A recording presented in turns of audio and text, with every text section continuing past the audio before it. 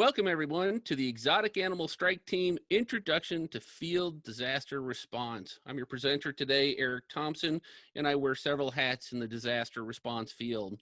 I work as Executive Director for Code 3 Associates, and Code 3 is a national technical animal response team that supports our state partners. And I also work as Senior Disaster Manager for ASAR Training and Response. ASAR Training and Response works in cooperation with Code 3 as Code 3 offers awareness and operations level training. ASAR Training and Response was developed to handle specialist and technician training for teams like state task force teams, urban search and rescue teams, and other first responders that may need to deal with animal issues. This program today is brought to you in cooperation with several of our exotic facility partners, and our special thanks to the Zoo and Aquarium All Hazards Partnership. ZAP, as its acronym spells out, has been very instrumental over the past few years in not only helping exotic facilities mitigate biological and zoonotic issues in planning, but they also have tackled the really heavy lift of working with exotic facilities to incorporate them into whole community planning with emergency management. And ZAP has done regional workshops all over the country in an effort to bring emergency management, first responders, and exotic facilities all together at one table to talk about, hey, if a hurricane hits or a tornado hits or a flood hits and my exotic facility is impacted, how do I fit into this program, and what resources can we look forward to in disaster response? Today, we're focusing on the boots on the ground field aspect, the EAST team, the Exotic Animal Strike Team. And this strike team can either be part of a ride-out team that goes from one facility to another facility, or it may be individuals from different zoos or exotic facilities from all around the country that come together and work with ASAR teams, animal search and rescue teams. And welcome to acronym land, by the way. If you're new to the disaster world, it's just full of acronyms. So I'll do my best to spell these out, but it is important to realize that the EAST team is built, or we're developing it to work with ASAR teams and other first responders to fill that gap in the field where we come across that 20-foot python, that tiger in the bedroom, that monkey in a diaper, or a specialty non-traditional animal that we're not used to dealing with. So we're excited to identify members of your exotic facility that may want to participate in the EAST program, and we're just going to kind of talk about the evolution of how ASAR got started and then how EAST fits into it. So technical animal rescue has actually been around for a long time. It started, it's been around for as long as there's been disasters. If there's a disaster, there's an animal issue. Most responders that do help during a disaster are not trained. They don't even know that training exists for them to be part of a structure. So they get together with their friends. Hey, who's got a horse trailer? Hey, who has some knowledge? And how do we help animals and their owners during a disaster? And that has worked up until the late 90s and in the early 2000s, when we saw disasters impact a larger number of people, a larger number of animals, a larger distance in scope and radius. And it was Hurricane Katrina that really changed the face of how animals were dealt with in the aftermath of a disaster. And the Stafford Act was passed, and in the Stafford Act there's a PETS addendum, and the PETS addendum says communities should have a disaster plan that encompasses some sort of resource and communication to help animals in that community.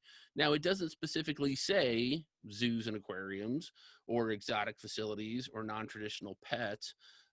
It's built more for companion animals and large animals to some aspect, but we have found over the years that the exotic facilities need a mechanism to work within emergency management so we can see those issues that come up at your facility, and we can hopefully try to find and network resources to help you, whether that's through the emergency management system or whether it's just communication through partners like the Zoo and Aquarium All Hazards partnership, where at least we can offer transparency between the non-governmental organizations and the governmental organizations. And so we worked with emergency management back in 2013, 2014 to develop ASAR teams. And the ASAR teams were developed to fit within the FEMA resource typing guide.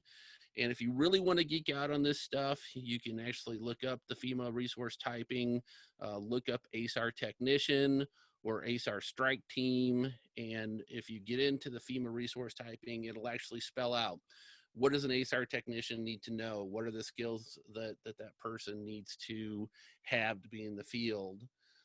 If you are a response team, it will have different levels of response. Are you a type 3 team, which is a smaller team, or can you be a type 1 team that can handle a larger disaster?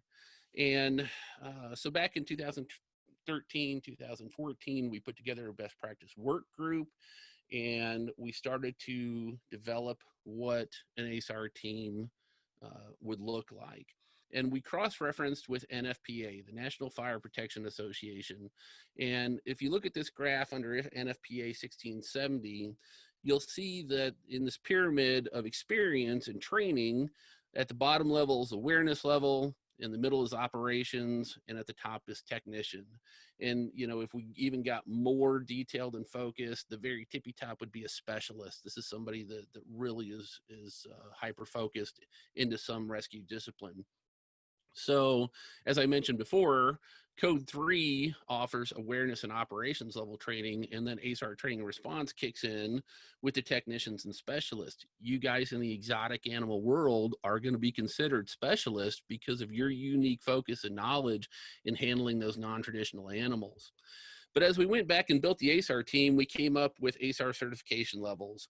And you'll notice that we started with ASAR operations on the left column, then we progressed into ASAR technician, and then the ASAR specialist. We left out the awareness piece because if you're working animal disaster response, the assumption is you have basic awareness, and basic awareness includes you can be on a scene, you can identify hazards, you can identify how to keep people safe, you can figure out who to call to get some help, which may just be 911, and then you can start to formulate a plan or at least take a look and identify victims in the area so you can communicate to those resources coming in what's going on. So everybody's got that common sense. And so we left that off. Now, the ASAR, remember this ASAR certification level graph, it was built back in 2014. It already needs to be updated. 6 years later, we've had so many catastrophic disasters. We need to actually update these different training levels and add a few more things to it. But ASAR Training and Response focuses on these training levels so we can get credentialed ASAR teams worked into emergency management system. And if you look at this next incident command structure, if you're not familiar with ICS, that is part of the basic disaster response training. It's an online course that you can take through the FEMA independent study site. But when we look and see where we fit in the overall plan, this first chart is a fairly small disaster, and usually ASAR teams are under the search and rescue branch off to the left. As we look at the event as it gets larger and starts to expand, you'll start to see that we break things up into large animal, small animal search and rescue. And then in the last breakout, where we're in a really large event, is that over on the left, we've actually got an animal field group. We've got large animal, small animal, and here's where East would fit in as a strike team. And I use the word strike team. So when you get into disaster response, you're going to hear two different type of teams when we talk about a field focus. A strike team is a like type background resource fulfilling missions. So it may be all animal control officers fulfilling missions. It may be all ASAR technicians fulfilling missions. It may be all firefighters fulfilling missions. A task force may be um, uh, people coming from different backgrounds to fulfill one mission. So you may have an ASAR team member, somebody from Department of Ag, somebody from the fire department, somebody from the local shelter, all four different backgrounds, but they're all working together to achieve that one mission and accomplish those missions as they came out. So where you want to be, if you actually want to be down in the dirt and the mud and actually hands on the animal, we love to be at the bottom of these charts. So under the animal rescue unit at the bottom left, there would be an E-strike team where we would have people that come from different facilities, or a ride out team that could provide 3 or 4 people that can handle exotic animal issues. And they do come up. Everything from, bears that came loose from a facility to different type of reptiles, a lot of different bird issues. I can't even start to tell you over the last 20 years how many exotic animal issues I have run into in the disaster world. So let's take a look about what an ASAR team does. And not that you have to train to an ASAR level, but if you're out there running with an ASAR team as an exotic specialist, I want to give you some idea of what we do. And you'll see, we've got everything from dogs to goats in floodwater. And, we've actually got programs that deal with cows and other animals. We've got so much to cover today. We're just going to do brief introduction, but an ASAR team is different from a USAR team. uh, a USAR team is an urban search and rescue team. Their primary mission is life safety. An ASAR team is dedicated to the animal rescue missions. So where a USAR team may evacuate an owner and their pet real quick, if the owner says, I have another 8 dogs in my house, well, the USAR team doesn't have the capacity to rescue 8 dogs right then. If they're fine and can be left in place, they'll call us in to come get the dogs, or even better, we're mission ready packaged on the front end of the disaster, and we can stay behind, take care of those animals, get them out of there, and they can be reunited with the owner on the other side, or back at safety. We do integrate with emergency management and first responders when we're on scene, and we work in hazardous environments. You'll see in the pictures, we're in dry suits of different colors, and these suits have latex gaskets that seal around the neck, seal around the wrist, and have sealed booties, Gore-Tex booties. So we are sealed away from floodwaters or hazardous materials, because whatever was in the garage or at a commercial business that may have been hazardous is now in that water, and we don't want it against our skin. So we have a very large hazmat training base where we work with everything from basic zoological and biologic issues all the way up to the really nasty eat through your plastic type chemicals. But we're trained to work with that. And then we're trained to decon the animals as they come out of it. And I'll tell you now, working with the East teams, we thought trying to decon a cat was hard. If we get a radiological event or something where we have to decon exotic animals, I can only imagine the challenges that we may have to face to deal with that. It makes me smile to think about some of those challenges. But ASAR teams are meant to either work with a USAR team or first responders, or can be brought into a disaster to work independently. This is critical for the East program. As you may know, animals don't always take first priority in a disaster. Life safety does, understood. But that doesn't mean that we still shouldn't be moving at the same pace that life safety responders are moving. We just need to be able to work independently of that system responsibly and offer transparency, so at least emergency management knows what's going on as we're trying to move around in the disaster area. But the East teams, although coupled with ASAR, need to be able to understand that accountability and communication is such a priority to start working within these disaster zones. But we do work independently from the first responders. We don't have to be tied to them. They just need to know that we're there and that we're providing the proper daily reports to them, so we can make resource requests. And remember, if it's not written down, if it's not in an after action report, it's like it's never happened. Emergency management will go back and review those reports in a year. And if it doesn't say, hey, exotic facility A was impacted with floodwaters, they had displaced animals, they were without power for 2 weeks, they had challenges getting in their special food supply, their ride-out teams couldn't get in because police didn't know they were supposed to be there, so they kept them out. Those type of challenges we can start to work on with our partners. So there is a mechanism of response for the East team. And then, of course, continued development of really what does an exotic animal strike team need in training is that we have the ASAR guidelines to go off of, but not every East member may want to get in a flood. Not every East member needs to know how to rappel into an enclosure, and not every East member may want to do a break and breach class where they, if hydraulics are down, they can't get into a enclosure. How creatively can we use tools to get into enclosures of some aspect? So this next video that's gonna run here, it's a little promo from Code 3 in our work in one of the hurricanes. So take a look.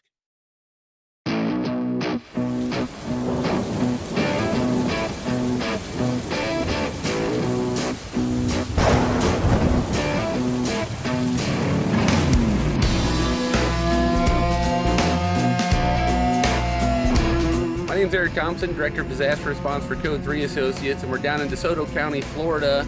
I've got my feet in the mud and you don't realize.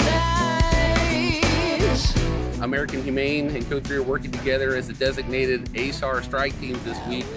They've had flooding in the area, which has affected both companion animals and livestock animals. Can't see the light from the sky in the morning light. Light from the sky burns, and you see me come around from the other side. Come on and set the light in me, the light in me.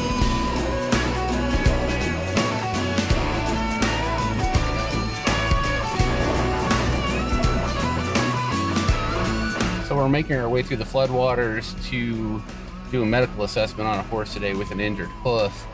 He had an abscess yesterday that had come open, and now that we have some veterinarians with us, reassess the medical issues on the horse with a bad foot.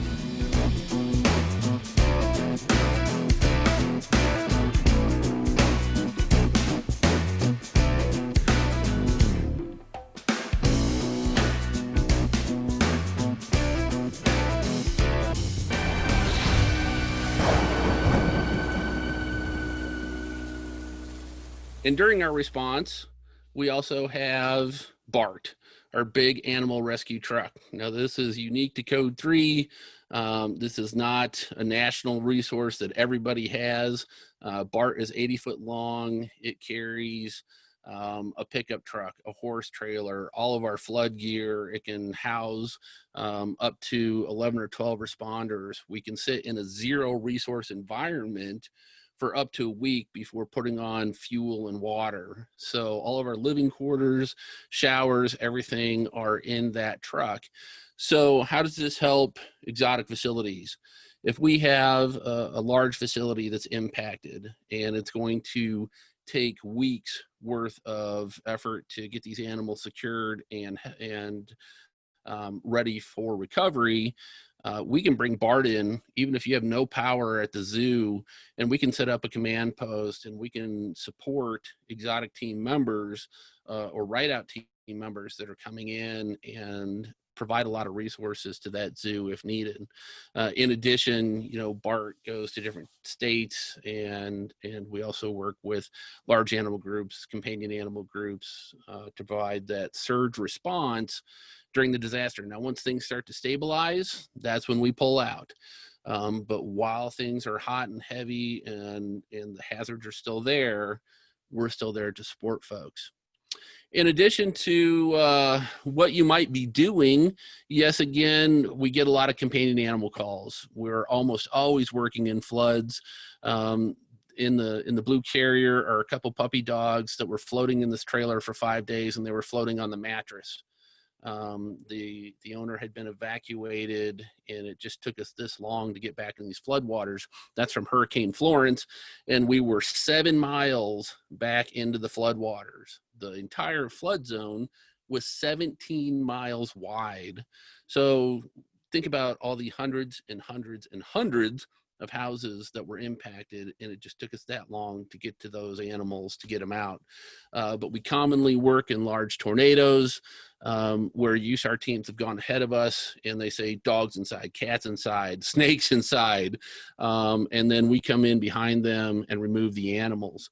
We also do a lot of large animal work, and these, we talk about the challenges of working with these larger species. You can't just throw them in a crate or throw them in an evac sack and put them in your boat and haul them out. It may be something where you have to look around and say, okay, where is high ground? How long can these guys survive without fresh water and hay? Can we bring in fresh water? And, we've had instances where we've brought in fresh water and food on a boat, and they eat out of the boat and drink out of the boat for several days until that water recedes. We do try to get them dry if we can, but sometimes they have to stay in place, and we have to mitigate the circumstances as they come. Otherwise, if we can, pick up a dog, throw a leash on him, put him in the boat, and get him out of there to reunite him with the owner, that's always preferred. So just to give you an idea, if you're not on an exotic animal strike team mission and you're coupled with an ASAR team, you may be working with these different types of animals in some fashion.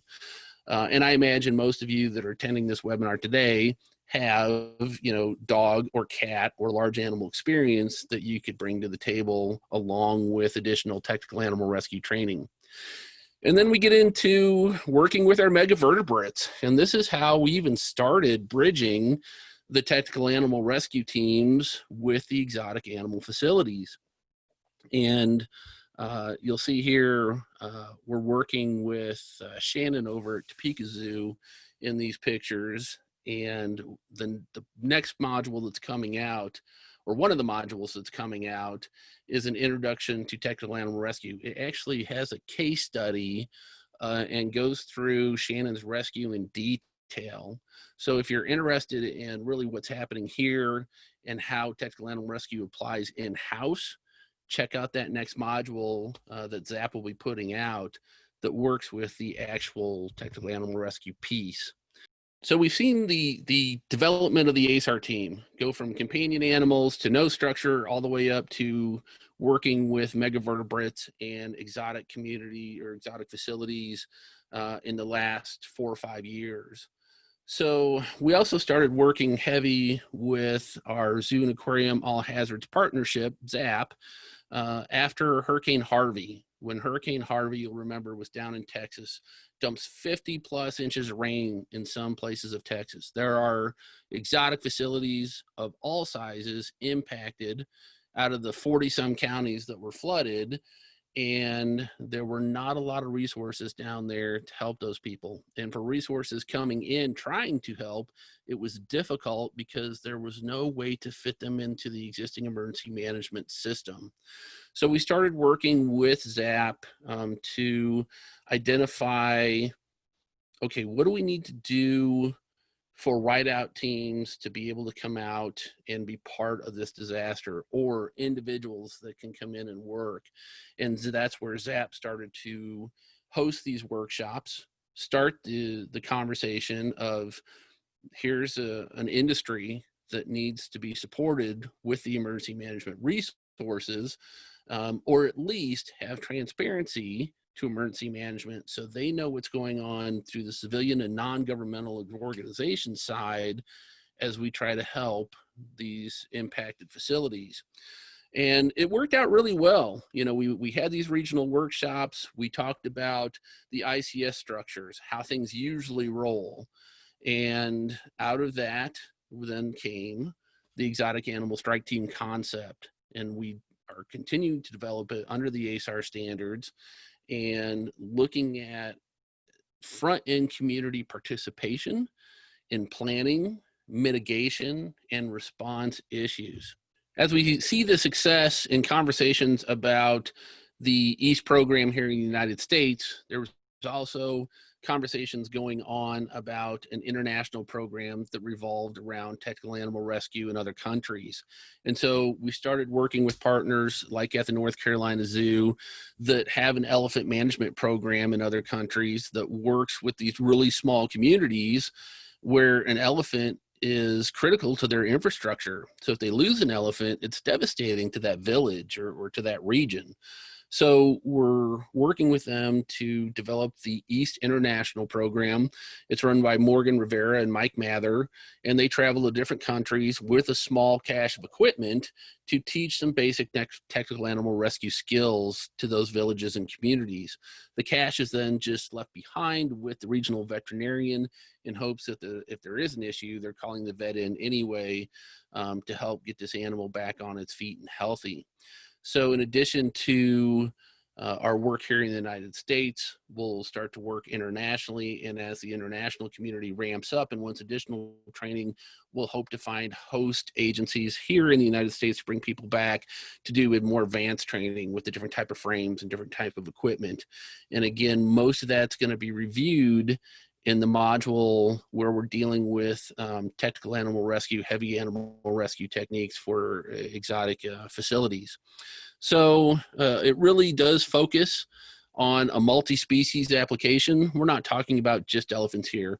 We're talking rhinos, we're talking hippos, we're talking giraffe, we're talking hoof stock. So we're not limited to what species that we adapt this to. There may be additional challenges, like right now we're working with giraffe issues. And some people have said, okay, if a giraffe does need support getting up, what does that look like? And then that part of that conversation is, well, you may not actually support the animal in a sling because it throws its head so much, it needs to have that ability to move about.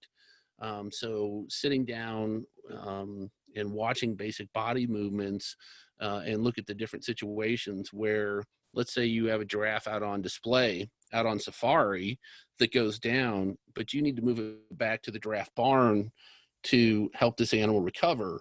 What does just moving that animal look like? Even if you're not going to lift it up, how are you going to move it around and get it off display? So those types of things we're starting to work on with our different facilities. So again, how does this all fit together? And this is just kind of a recap of what I've been talking about throughout the presentation, is the ASAR teams, urban search and rescue. That's the human side of things. They're life safety focused. They may have an occasional animal issue, but it's a hasty response, a real fast response. They're there to take the animal, the person, get them out of there. If there's additional animal missions that require specialists to come in, they're going to engage an ASAR team. And the way that's spelled out through FEMA and USDA, we call that a mission ready package, to put ASAR teams with USAR teams so animal issues can be handled up front. That's critical because if people aren't handling, or if the ASAR teams aren't handling those issues up front, then that's where the good-hearted people that see a gap, that just ad hoc together their friends to go in and do a hazardous environment happens. And that's where people get hurt.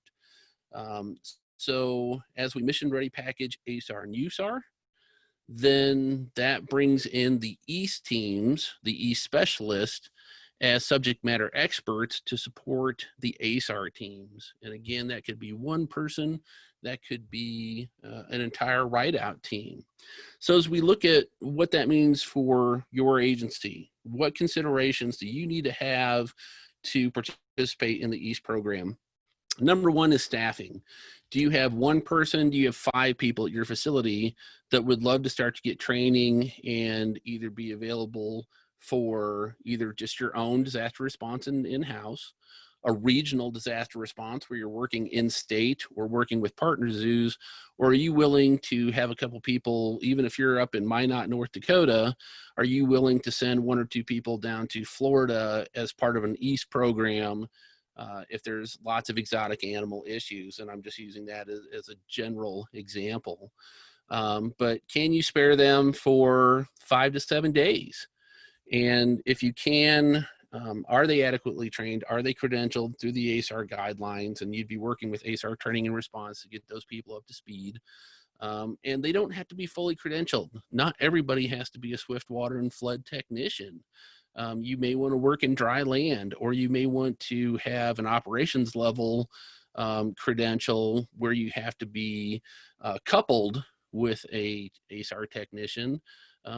Or you may have somebody that wants to do and run the gamut to be fully credentialed, so you can work independently of both ASAR and USAR teams. The people that we ask to come out in the field should be able to adapt to most situations, because this is not going to stay in a hotel room, folks. This is coming out. You're working usually in very hot environments. You're working in dry suits. You're working in some hazmat gear. And it's usually always in the middle of summer. It's always 90. We're always in the South. And it's a really harsh environment some days. So we want to make sure that people are both mentally and physically prepared to handle those challenges. And then that person that participates should be able to articulate to their supervisors of what's going on daily, and help the ASAR team supervisors write the reports, and really give us the insight to the exotic community that's appropriate. I have found, coming from my background as a first responder, law enforcement, search and rescue, and technical rescue, when I started working with the exotic animal facilities, you guys are a cliquish bunch, aren't you? Where some agencies were really transparent and said to the public, hey, we're training our teams to deal with any animal issues here at the zoo. And they were happy to have us there and promote that. And then there's some agencies that we work with that we're a black ops training team. You know, don't tell anybody you're here. There's no social media. If anybody asks, it never existed, and you spontaneously get training. So hopefully most of you are sitting there smiling because you know which agency you're a part of. Either which way, we adapt and respect those wishes, because, you know, the bottom line is we want that training out there. When we look at the resources that may be needed during an event, is that you may not have people to send, but you may have some equipment. You may have logistics people that can come in and help restore enclosures, or work in a low resource environment, and be creative in how we get in additional supplies. You may be able to work virtually and kind of work out and watch social media, help with fundraising, help with food chains or something like that. So there's lots of different ways that people and agencies can support each other. And then, you know, working a ride-out team versus working with an ASAR team. So ride-out teams basically are going from one facility to another. It's just a direct phone call. Hey, Bob, can you send me a couple people? We got wiped out, and I've got, you know, animals going every which direction. And that ride-out team then is assembled from that helping agency, and they travel to the impact zone. The problem is emergency management may never see that happen. And it's critical that they do see that happen, because they need to know that that facility's there and may need help. And they may actually have resources or connections to help in that aspect.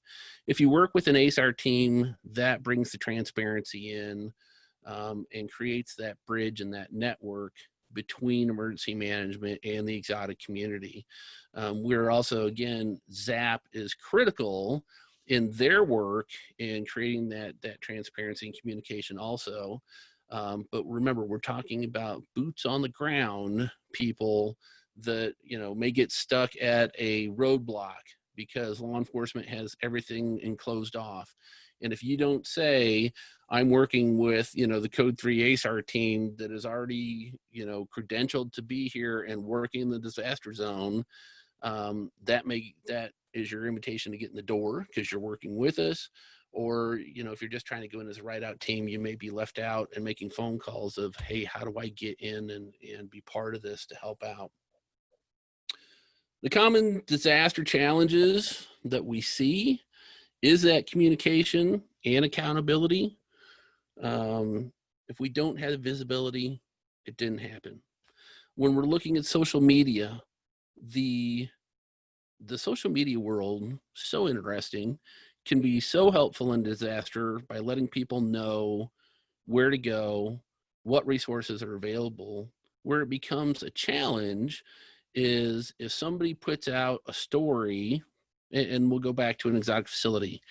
They put out a cry for help, general civilian, that says, oh my gosh, Bob's Monkey and Zoo World down the street is flooded and they need help. And they put that out on Facebook. And everybody and their brother just saw that. And now everybody and their brother with a big heart that wants to get in on exotic animal rescue is headed for Bob's Zoo. That's not good. That's not good for the facility. It's not good for emergency management. And we're bringing in a lot of untrained people. But that's what we see. And then the problem is that story may recirculate for days and days and days. And even though we've got Bob's Zoo taken care of and the help has been there and gone, it keeps recirculating. And so we get redundant calls of, hey, check this out, because emergency management does watch some social media that gets to be viral, that will let us know, hey, you guys need to go in and see if they really do need help or whether this one's been taken care of. But canned messaging for public information officers ahead of time of what you may need or how to contact things or how to work within a structure is always helpful. So think about that with your press people as you do your disaster packages at your facility. What are those canned or pre-scripted messages that you feel the public should know, or at least emergency management should know, should you be impacted? And then what's next? Leaning forward to identify agencies or individuals that want to work with the exotic animal strike team. And what we can do, we customize our programs to each agency. If we're working with a really large zoo that has 4 or 5 people that want to participate, we'll put together that training program. Here's what you need depending on what missions you want to fulfill. We also have ride-out teams that just want the technical animal rescue expertise in-house. They don't want to leave, they don't want to be a resource, but they want to be the best trained rescue team in-house that they can be. And that gets back to, how do you lift an elephant? How do you lift a hippo? How do you move a rhino or giraffe or hoof stock off of an exhibit? And then working with ZAP and working with ASAR and working with local resources in the planning and mitigation and response phases in your area, so people know you exist and how to play in the program. It's really important. So we're looking forward to, in our next steps, networking with your agency. At the end of the webinar, there's going to be a contact page for myself and the ASAR training team. We hope that you will give us a call or email us if you need training or want to be part of the EAST program. You can also get a hold of ZAP through their website at zahp.org, zap.org. And we're going to encourage you to communicate with your first responders, with your local network, to find areas where you can actually exchange information. We call that cross-pollination of subject matter experts, and start to create a disaster planning position within your exotic facility staff or volunteers. Once that position's been made, you can identify what training you want and what are the response gaps, what are the resource gaps that you have if you're impacted. Maybe we can help through emergency management. Maybe we can help through non-governmental organizational resources, but it's important to identify what the gaps are. And this is where you get into catastrophic disaster planning. Take it to the extreme. What if we are hit by an EF5 tornado? What if an earthquake happens? What if that wildfire comes through? And just what if it all the way to the extreme, because the more extreme you go, the better off your planning may be. And once we get through and identify those gaps, then we can start to decide, okay, we're going to get trained up. We're going to start working with these community programs or first responders. We're going to invite the fire department in to do a site assessment if we think we're going to need their help for any other technical rescue needs. And we can also start to help the exotic agencies participate in the whole community workshops. And these workshops are really important because we sit down with people from the fire department, people from the zoos, people from animal control, people from all different animal welfare professions come to these workshops to talk about how to cooperate in times of disaster. And again, that's small animal, that's large animal, and non-traditional species all come together to support each other. And it's absolutely outstanding. And if you get a chance to run over to asartraining.com and look at what the training we offer, and you can always contact us through the website and say, hey, we're not quite sure what we want to do. We know we need XYZ type of training. What's that going to cost? And are there other agencies we can work with to try to mitigate that cost? If you are interested in being part of an ASAR team, you can see that we do everything from high angle work, hanging off of mountains, to floodwater, boat operations, swift water work, and we really make you a well-rounded responder. At the end here, you see my contact information, and you can also email, if for some reason my email is not working, you can also email us at info@asartraining.com, and that will for sure get you a general response, or you can use the contact page on the website. But that's our office number, and we're always happy to talk with you if we're available. We do teach all year long, all over the country. So if I'm not available to talk with you, at least one of our ASAR admins will get back to you and at least start that conversation. We also have a whole host of social media contacts. You can follow us on Facebook, Instagram, Twitter. We're really getting the YouTube library started up, and we have a podcast library started also, and we're putting out podcasts about one per month. So it's been great talking with you today.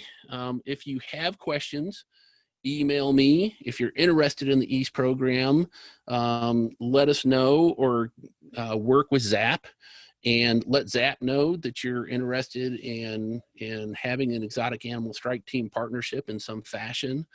And we'll continue to develop this program. Our hope is that in the upcoming years that the EAST program is formidable. Right now, I think we have 6 responders across the country, which doesn't seem like a lot right now, but in a disaster, I may need 2 or 3 people at a time. Because remember, you're going to have an entire ASAR team there. You're going to have other first responders there.